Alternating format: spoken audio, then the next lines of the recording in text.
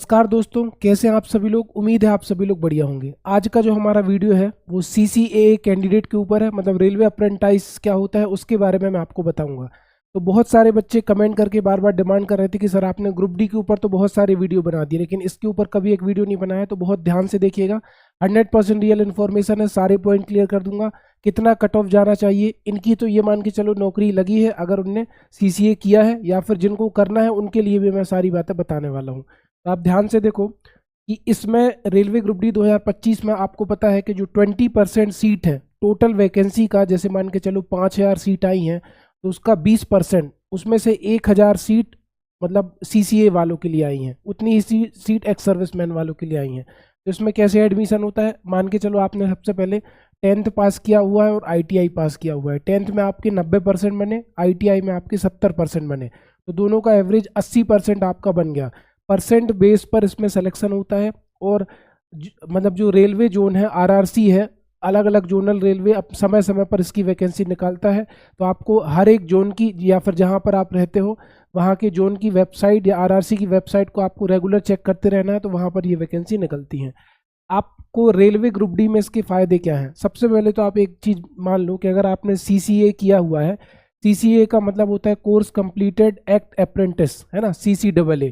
तो अगर आपने ये कोर्स किया हुआ है तो इसका फ़ायदा केवल आपको रेलवे ग्रुप डी में ही मिलेगा। ये नहीं कि आप ALP में भी सोचें, NTPC में भी सोचें, है ना, या फिर कोई और वैकेंसी में सोचें, टेक्नीशियन में सोचें, तो नहीं मिलेगा। केवल रेलवे ग्रुप डी की वैकेंसी में आपको इसका फ़ायदा मिलने वाला है, ठीक है।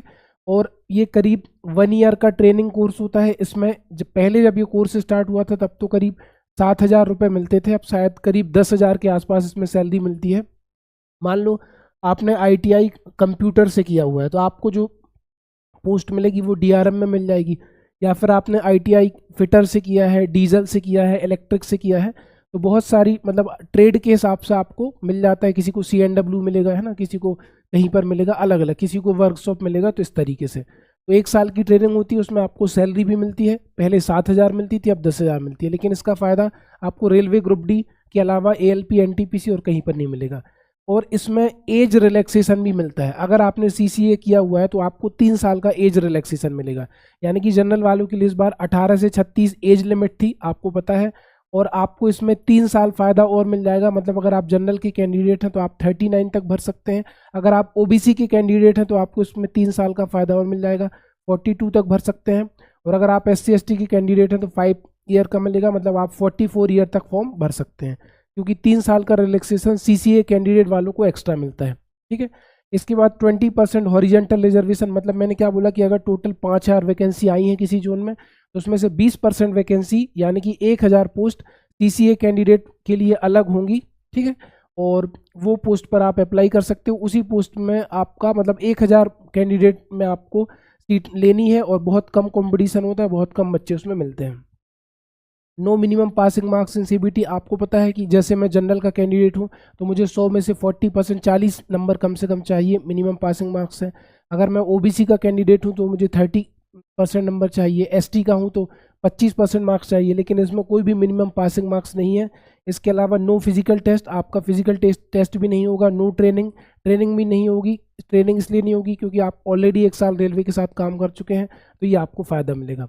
इसके बाद अगर हम बात करें कि इसका कट ऑफ कैसे डिसाइड होता है, तो 2/3 मार्क्स ऑफ CBT और 1/3 मार्क्स ऑफ NCBT। जैसे मान के चलो आपने CBT जो एग्ज़ाम दिया उसमें 60 नंबर हासिल किए, और NCBT जो आपने अप्रेंटिस का 1 साल कोर्स करने के बाद पेपर दिया था, पेपर में आपके नंबर आ गए मान के चलो 45, है ना। तो इसका आपको 2/3 लिया जाएगा। तो 60 का 2/3 आप लोगे तो ये आ जाएगा 40 मार्क्स, और 15 का 1/3 लोगे तो आपका ये 45 का 1/3 लोगे तो ये 15 आ जाएगा। टोटल जुड़ के आपके कितने मार्क्स हो गए, 55 मार्क्स। अब आपको लग रहा होगा कि सर यहाँ पर मेरे 60 नंबर आए थे, बचे 55 मार्क्स। तो रेलवे एक सुविधा और देता है, आपके जब मार्क्स CBT में ज़्यादा थे तो आपके ये वाले मार्क्स कंसीडर किए जाएंगे, ये वाले मार्क्स नहीं लिए जाएंगे। लेकिन अगर CBT में मान लो आपके 30 नंबर हैं तो 30 का 2/3 होगा तो ये कितना आ गया, 20 नंबर। और इसमें आपके मान लो 45 नंबर है तो 45 का 1/3 होगा तो ये हो गया 15। तो टोटल आपके मार्क्स कितने बन गए, 35। तो CBT में आपके 30 थे, अब ओवरऑल कितने बन गए, 35। तो अब आपके ज़्यादा नंबर हो गए। तो ये बहुत फ़ायदा मिलता है। मतलब ये मान के चलो कि आपकी नौकरी पक्की है। और अगर इसकी कट ऑफ की बात करें तो कट ऑफ ना के बराबर जाता है। जिसने CCA किया होगा, थोड़ा बहुत एवरेज बच्चा भी होगा, पर डे 2-3 घंटे भी पढ़ लेगा तो उसका सिलेक्शन हो जाएगा, है ना। और वन मोर थिंग, रेलवे ने एक नोटिस भी निकाला था कि जो भी 1 मार्च 2025 के पहले CCA के पेपर में अपेयर हो चुका है, उसका भले रिजल्ट नहीं आया, वो भी इसके लिए फॉर्म के लिए अप्लाई कर सकता था, ठीक है। तो अगर आप इसको करना चाहो तो मैंने आपको बता दिया रेलवे अप्रेंटाइज क्या होता है। अगर आपने 10th के साथ ITI किया हुआ है ना, तो आप इस मतलब रेलवे के हर जोन में अलग अलग वैकेंसी निकलती हैं, तो आप उसमें अप्रेंटिस के लिए फॉर्म भर सकते हो। 1 साल की आपकी ट्रेनिंग जैसी होगी, उसमें आपको सैलरी भी मिलेगी 10,000 के आसपास, है ना। बाकी अकोमोडेशन का, रहने खाने का खुद मैनेज करना होता है। और इसके अलावा आपको रेलवे में कितना फ़ायदा मिलेगा, रेलवे ग्रुप डी के अलावा किसी पोस्ट में इसका फ़ायदा नहीं मिलता, ओनली रेलवे ग्रुप डी में मिलता है ना। तो ये एक तरह का कोर्स होता है, जिन्होंने किया है लगभग उनकी वैकेंसी आप देखना, एक्स सर्विसमैन के बाद CCA की कैंडिडेट की जो वैकेंसी है वो अलग से आई है हर जोन में, तो उसका आपको फ़ायदा मिलने वाला है, ठीक है। तो आई होप आपको ये वीडियो क्लियर हुआ होगा। अगर वीडियो क्लियर हुआ, इन्फॉर्मेटिव लगा, आपने पूरा वीडियो देखा, तो वीडियो को लाइक करना, चैनल पर पहली बार आए हैं तो सब्सक्राइब करना और वीडियो को दूसरे लोगों तक शेयर करना। Thank you so much guys, मिलते हैं नेक्स्ट वीडियो में। जय महाकाल।